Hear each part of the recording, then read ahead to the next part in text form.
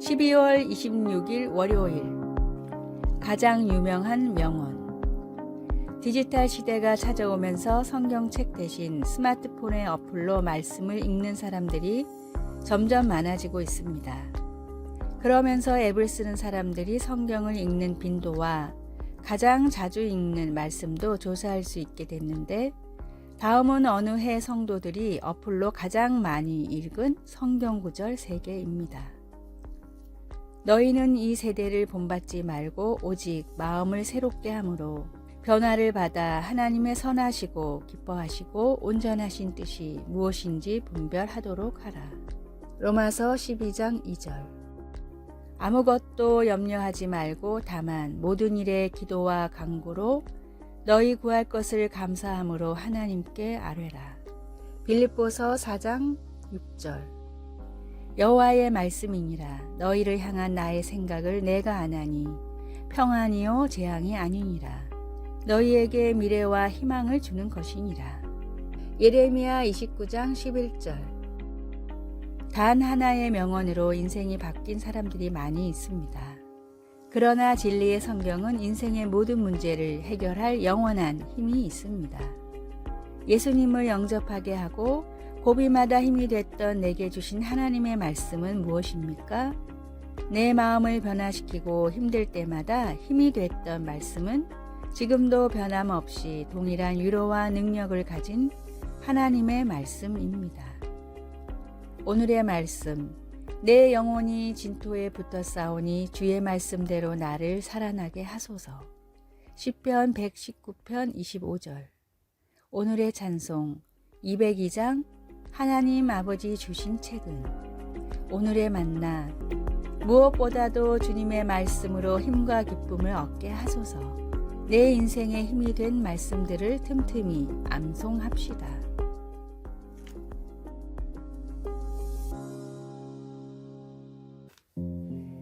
12월 27일 화요일.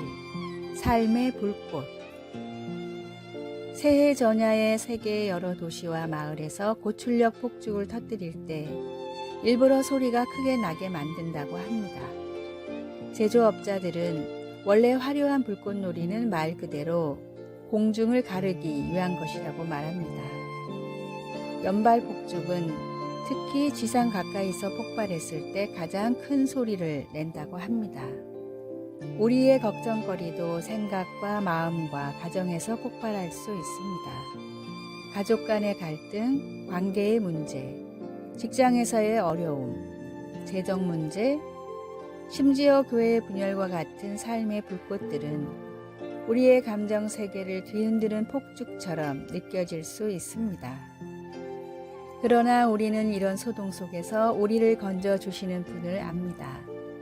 바울은 에베소서 2장 14절에서 그리스도가 바로 우리의 평화라고 했습니다. 우리가 그분 안에 거하면 주님의 평화는 어떤 혼란보다도 더 커서 모든 걱정과 상처와 분열의 소음을 잠재웁니다. 그것은 유대인과 이방인 모두에게 강력한 확신이었을 것입니다. 그들은 한때 세상에서 소망도 없이 하나님도 없이 살았습니다. 이제 그들은 박해와 분열이라는 내부의 위협에 처했습니다. 그러나 그들은 그리스도 안에서 주님의 피로 말미암아 주님께로 가까이 왔고 그 결과 서로 가까워졌습니다. 그는 우리의 화평이신지라 둘로 하나를 만드사 중간에 막힌 담을 허시고. 말씀. 그는 우리의 화평이신지라. 에베소서 2장 14절. 찬송. 475장 인류는 하나 되게. 기도. 위로의 하나님, 삶의 불꽃이 놀라게 하고 불안하게 할 때 저를 당신의 평화로 이끌어 주소서. 아멘.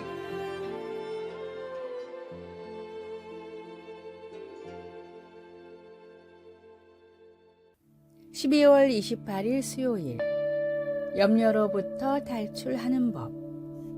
창의력 개발 전문가인 에드워드 보노 박사는 염려가 사람들의 창의력을 가로막는 가장 큰 적이라고 말합니다. 일상에서 불쑥불쑥 찾아오는 이 염려를 없애기 위해서는 객관적, 낙관적, 가정적, 가능, 비판적, 전략적이라는 6가지 토대를 사용해 염려의 실체를 분석해야 한다고 합니다. 다음은 에드워드 박사가 자신의 저서인 6개의 생각하는 모자에 소개한 염려로부터 탈출하는 6가지 질문입니다. 첫째, 무엇이 분명한 사실인가? 둘째, 나는 그 사실을 어떻게 느끼고 있는가? 셋째, 실제로 일어날 일은 무엇인가? 넷째, 현재 내가 할 수 있는 대처는 무엇인가? 다섯 번째, 무엇이 원인인가? 여섯 번째, 나는 어떻게 해야 하는가? 이 질문을 분석하면 대부분의 염려는 전전긍긍할 필요가 없는 아주 작은 일들이라고 합니다. 하물며 전능하신 하나님을 믿고 따르는 그리스도인들은 더욱더 세상의 문제로 염려할 필요가 없습니다. 눈앞에 아무리 큰 문제가 있더라도 그보다 더 크신 하나님을 믿고 바라볼 때 염려를 이겨낼 수 있습니다. 세상의 염려 대신 하나님의 은혜와 큰 복을 마음속에 가득 채우십시오. 오늘의 말씀, 그러므로 내일 일을 위하여 염려하지 말라. 내일 일은 내일이 염려할 것이요 한 날의 괴로움은 그 날로 족하니라. 마태복음 6장 34절. 오늘의 찬송 404장 바다의 놀이 일대에. 오늘의 만나, 믿음을 통해 모든 걱정에서 벗어나게 하소서. 말씀을 믿음으로 걱정에서 해방되십시오.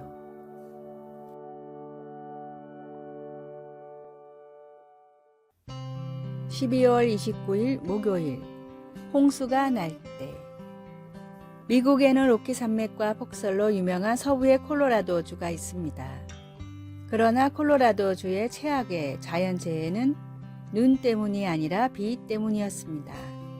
1976년 7월 31일 에스테스 파크라는 휴양지 마을 주변의 빅 톰슨 계곡에 홍수가 발생했습니다.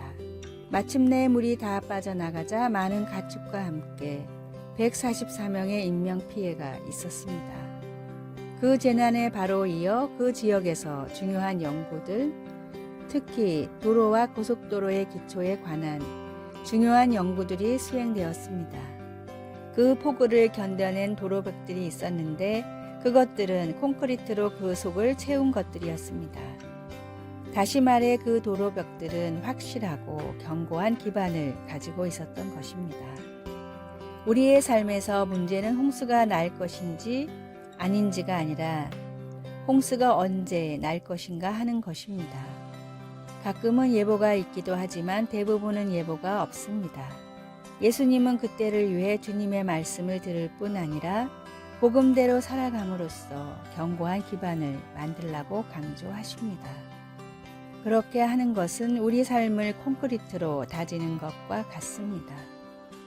언젠가 홍수가 날 때 우리는 잘 지어졌기 때문에 견딜 수 있습니다. 그러나 행함이 없으면 우리의 삶은 무너지고 파괴되기 쉽습니다. 현명함과 어리석음의 차이가 바로 이것입니다. 가끔은 잠시 멈추어 삶의 기반을 점검해 보는 것이 좋습니다. 예수님은 홍수가 날 때 우리가 주님의 능력 안에서 굳게 서 있을 수 있도록 우리의 약한 부분들을 강하게 해주실 것입니다.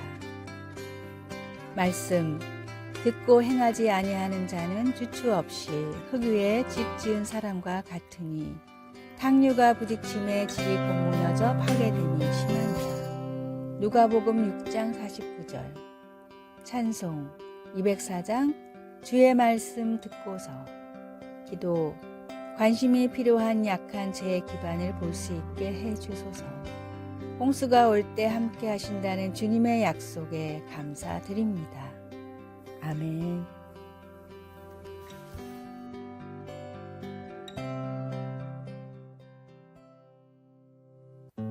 (12월 30일) 금요일, 예수님을 품는 새해. 사람은 가슴 속에 무엇을 품고 사느냐에 따라 인생이 달라집니다. 가슴 속에 문제를 품고 사는 사람은 늘 원망과 불평이 끊이지 않습니다. 이런 사람은 환경의 지배를 받는 사람들이기 때문에 땅을 쳐다보면서 한숨을 짓습니다. 그러나 가슴 속에 그리스도를 품고 사는 사람은 늘 감사가 끊이지 않습니다. 명화 최후의 만찬에서 예수님의 모델과 가롯 유다의 모델은 동일 인물이었습니다. 레오나르도 다빈치는 예수님의 모델로 선하게 생긴 19세의 젊은이를 찾아 예수의 모델로 그렸습니다. 시간이 흘러 가롯 유다의 모델을 찾던 중 가장 악랄한 모습의 죄수를 찾아 완성했는데 그는 바로 6년 전에 그렸던 예수의 모델이었습니다. 죄를 짓고 죄수의 몸이 되니까 인상이 가장 악랄한 사람으로 변해버린 것입니다. 한때 신앙에 열심이던 사람이 어느 순간 다른 사람이 된 것을 종종 보기도 합니다. 가슴에 품었던 그리스도를 놓아버려 근본이 바뀐 것입니다. 성경은 모든 지킬 만한 것 중에 더욱 내 마음을 지키라. 생명의 근원이 이에서 남이니라 고 말씀합니다. 마음을 지키지 못하면 어느 순간 다른 사람이 돼버리기 때문입니다. 새해에는 예수님을 가슴에 품고 마음을 잘 지키면서 사는 한 해가 되도록 힘써야겠습니다. 오늘의 말씀, 모든 지킬 만한 것 중에 더욱 내 마음을 지키라. 생명의 근원이 이에서 남이니라. 잠언 4장 23절. 오늘의 찬송 553장 새해 아침 환히 밝았네.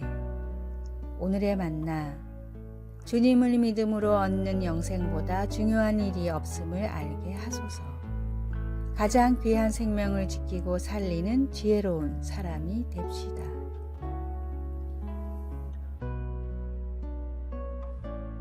아래의 빨간색 글자 구독을 누르시어 더 많은 전도의 열매를 맺으시기를 기도합니다.